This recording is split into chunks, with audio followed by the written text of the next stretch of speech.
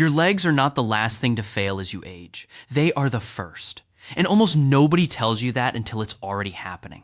I'm Dr. Alex John. Before we go any further, I want you to think about the last time you stood up from a low chair. Did you push off the armrest? Did you brace yourself first? That small habit is not a sign of getting older. It is a warning light on the dashboard, and most people drive right past it. Here's what's actually happening underneath the surface. Starting in your 40s, your body begins losing muscle tissue in your legs faster than almost anywhere else. Slowly at first, then faster. By your 60s and 70s, this loss can strip away a meaningful percentage of your leg strength if nothing changes. Doctors have a name for it, sarcopenia. But you don't need the Latin. You just need to understand what's going on inside your thighs and calves right now, tonight, while you sleep. Your muscle fibers are living tissue. They break down a little every single day, even from ordinary walking, standing, and climbing stairs. That's normal. That's supposed to happen. The problem is what comes next. Your body is supposed to repair that tissue, rebuild it stronger, and replace what was lost. That repair process runs on raw materials, specific nutrients, specific signals. And when those materials stop arriving in the right amounts, repair slows down. Breakdown keeps happening. Repair doesn't keep up. Over years, the gap between the two becomes the wobble in your step, the ache in your knees going downstairs, the fear of the icy sidewalk in winter. Think of it like a house that needs regular maintenance. A little wear happens every year. A shingle loosens. A pipe corrodes slightly. That's fine, as long as someone keeps fixing it. But stop sending the contractor. Stop ordering the materials, and small wear becomes a leaking roof, becomes a flooded basement, becomes a house nobody feels safe living in anymore. Your legs work the same way. Nobody wakes up one morning suddenly unable to trust their own knees. It happens through years of under-repaired tissue quietly compounding until one day the stairs feel different and you're not sure why. Here's the part that frustrates me most as a physician. This process gets blamed on age itself, as if weakness were an inevitable tax on getting older, something to simply accept. It isn't. Age is the setting where this happens. It is not the cause.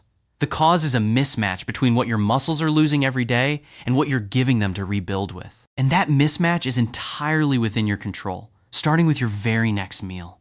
Here's the good news, and I want you to really hear this part. This is fixable, not in a vague, someday sense, in a real, measurable, this week sense. Your muscles retain the ability to rebuild themselves well into your 80s and beyond. The machinery never fully shuts off. It just gets starved. Feed it correctly, and it responds. I've watched it happen more times than I can count in my own practice. And today I'm gonna walk you through exactly how, using 6 foods ranked from genuinely helpful to the one I consider non-negotiable for anyone serious about protecting their legs. Before we count them down, do me one favor. If you've noticed your own legs feeling less steady than they used to, hit like on this video right now. It helps this information reach the people who need it most. And if you're new here, subscribe, because this channel exists to hand you the kind of practical, science-backed guidance most doctors never have time to explain in a rushed appointment. Let's start at number 6, walnuts. Most people think of walnuts as a snack you eat in small handfuls because you read somewhere that nuts are healthy. But walnuts carry something specific that matters enormously for aging muscle. Plant-based omega-3 fatty acids, primarily a compound called ALA. Think of ALA as raw. Fuel your body converts into the same anti-inflammatory building blocks found in fish oil, just through a longer supply chain. Chronic low-grade inflammation is one of the quiet forces eating away at leg strength year after year. It doesn't hurt. It doesn't announce itself. It just slowly interferes with how efficiently your muscle cells repair themselves. Walnuts also deliver a meaningful dose of plant protein and magnesium in the same handful, which supports the enzyme systems your muscles rely on for basic contraction and relaxation. I worked with a patient named Harold, 69, a retired school teacher who complained that his calves cramped every single night without fail. We added a small daily portion of walnuts to his evening routine along with better hydration. Within 3 weeks, the cramping had nearly disappeared. He told me he'd almost forgotten what a full night's sleep felt like. A quarter cup daily is plenty. Raw or lightly toasted, never coated in sugar or salt, which cancels out much of the benefit. Sprinkle them over a salad, stir them into oatmeal, or simply eat them straight from a small bowl kept on the counter, where you'll actually remember to reach for them. Number 5, wild-caught fatty fish, particularly salmon, sardines, and mackerel. If walnuts hand your body raw fuel, fatty fish hands it the finished product directly. EPA and DHA, the active omega-3 compounds your body would otherwise have to manufacture from ALA through an inefficient conversion process. These compounds work like a targeted anti-inflammatory system built specifically for muscle tissue. They calm the chronic, simmering inflammation I mentioned a moment ago, and they do it at the cellular level, right where your muscle fibers are trying to rebuild. Fatty fish also happens to be one of the only substantial food sources of vitamin D3, a nutrient your skin becomes far less efficient at producing as you age. Vitamin D deficiency is remarkably common in older adults, and it's directly tied to weaker muscle contraction, poorer balance, and higher fall risk. 2 to 3 servings a week is the target. Wild-caught matters here, because farmed fish carries a very different fat profile that doesn't deliver the same benefit. Bake it, grill it, or pan-sear it gently. Deep frying destroys much of what makes it valuable in the first place. If fresh fish feels intimidating or expensive, canned sardines or canned wild salmon work just as well, and they last in your pantry for months. A patient of mine kept a shelf stocked with canned sardines specifically because it meant there was never an excuse not to have one on a busy day. Small, practical habits like that are often what separate good intentions from lasting change. Number 4, dark leafy greens. Spinach, kale, Swiss chard, arugula. Take your pick. Rotate through them. Here's the mechanism, and I want you to picture this one because it's genuinely elegant. Your leg muscles depend on a steady supply of oxygen and nutrients delivered through tiny blood vessels, almost like a network of garden hoses feeding every section of tissue. As you age, those hoses lose some of their flexibility. They don't open as wide or as easily as they once did. Leafy greens are loaded with dietary nitrates, compounds your body converts into nitric oxide, a molecule that essentially tells those blood vessels to relax and widen. Wider vessels mean more blood flow. More blood flow means more oxygen and nutrients reaching hungry muscle tissue, and more efficient removal of the waste products that build up during activity and cause that heavy, sluggish feeling in your legs. Leafy greens are also rich in magnesium, which plays a direct role in muscle relaxation, and folate, which supports healthy circulation more broadly. A cup of cooked greens most days, sautéed in a little olive oil to help your body absorb the fat-soluble nutrients riding alongside them, is a simple habit with an outsized return. Raw greens count too, tossed into a simple salad or blended into a smoothie, though cooking doughs tend to concentrate the volume you can comfortably eat in one sitting. Rotate your greens through the week rather than relying on just one. Each variety brings a slightly different mix of nutrients, and variety itself seems to matter for how your body responds over time. Number 3, Greek yogurt, the plain, full-fat kind, not the sugar-loaded dessert version sitting next to it on the shelf. This one is about protein quality, not just protein quantity.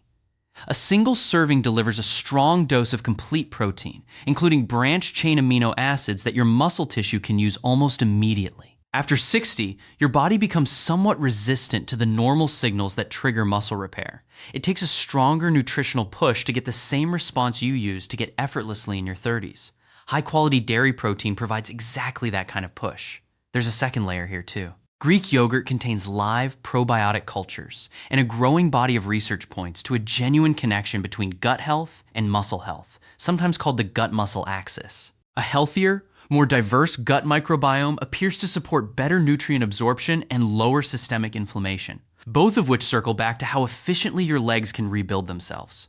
I had a patient, Diane, 73, who struggled with slow recovery after even light activity, sore for days after a simple garden project. We added a serving of plain Greek yogurt to her breakfast, paired with a short walk afterward. Within a couple of months, her recovery time had noticeably shortened. Choose full fat over low fat whenever you can. The reduced fat versions typically replace that fat with added sugar, which works against you. If plain yogurt tastes too tart on its own, add fresh berries or a small drizzle of raw honey rather than reaching for the pre-sweetened tubs on the shelf. The goal is consistency, not perfection, so find a version you'll actually enjoy eating several times a week. Number 2, beets. I know this one raises an eyebrow, but stay with me, because the science here is remarkably strong and often overlooked. Beets deliver dietary nitrates in far higher concentration than leafy greens, sometimes several times more per serving.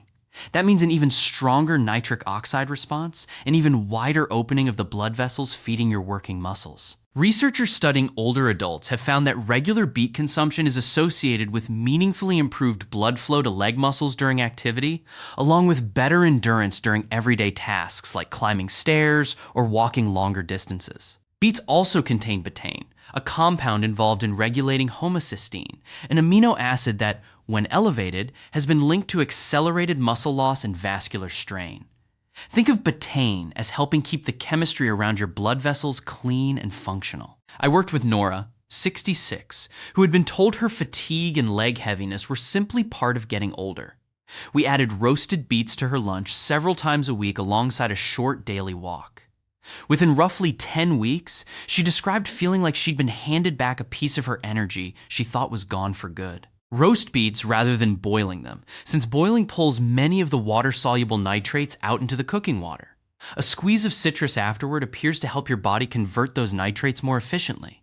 If the earthy flavor isn't your favorite, try grating raw beet into a salad, or blending a small amount into a smoothie with an apple to soften the taste. Even a few servings a week appears to be enough to make a noticeable difference. And now, number 1, extra virgin olive oil.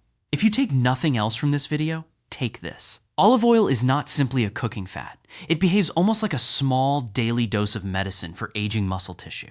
The key lies in a group of natural compounds called polyphenols, and one in particular, oleocanthal, which works in your body through a pathway remarkably similar to common anti-inflammatory medication, without the same strain on your stomach or kidneys over years of use. For older adults already managing joint discomfort or chronic low-grade inflammation, that distinction matters enormously. But the muscle-specific story goes deeper. These polyphenols appear to directly support the cellular signaling pathway responsible for triggering muscle repair and growth, the same pathway that protein and exercise activate. In simple terms, olive oil helps keep that repair switch more responsive, even on days when nothing else is pushing it. There's also a mitochondrial angle worth understanding. Your mitochondria are the tiny engines inside every muscle cell that generate the energy needed for movement and recovery. As you age, those engines accumulate wear and tear. Certain polyphenols in high-quality olive oil appear to help protect that delicate machinery from oxidative damage, essentially slowing the rate at which those engines wear down. I worked with a gentleman named Frank, 78, a retired mechanic, fittingly enough, who could barely manage 2 blocks without stopping to rest. His diet had been extremely low-fat for decades, following advice that was standard when he was younger. We introduced a couple of tablespoons of high-quality extra virgin olive oil into his daily meals. Nothing else changed at first. Within 6 weeks, he was walking noticeably farther without stopping. Within a few months, he'd added a short bike ride back into his week. Use it as your primary cooking fat for low and medium heat. Drizzle it generously over vegetables, eggs, and fish. Buy it in dark glass, check for a harvest date rather than just an expiration date, and store it away from heat and light because its beneficial compounds fade with age and exposure. A good rule of thumb, if it tastes sharp and slightly peppery at the back of your throat, that bite is often a sign of a higher polyphenol content, not a flaw. Bland, flavorless olive oil has frequently lost much of what made it valuable in the first place. Here's what I want you to walk away with today. These 6 foods are not a strict prescription, and they are not magic. They work because they address the actual biological reasons your legs weaken: inflammation, circulation, protein availability, cellular energy production. And when you bring them together consistently, week after week, the effect compounds. Your legs are not simply running out the clock. They are responding every single day to what you give them. Give them the right materials, and they rebuild. That is not motivational speaking.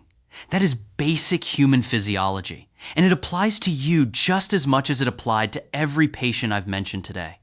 Start with one change this week. Add the walnuts to your afternoon. Cook with real olive oil tonight. Roast a beet this weekend. You don't need to overhaul your entire kitchen overnight, and you don't need to chase perfection. What matters is direction, not speed.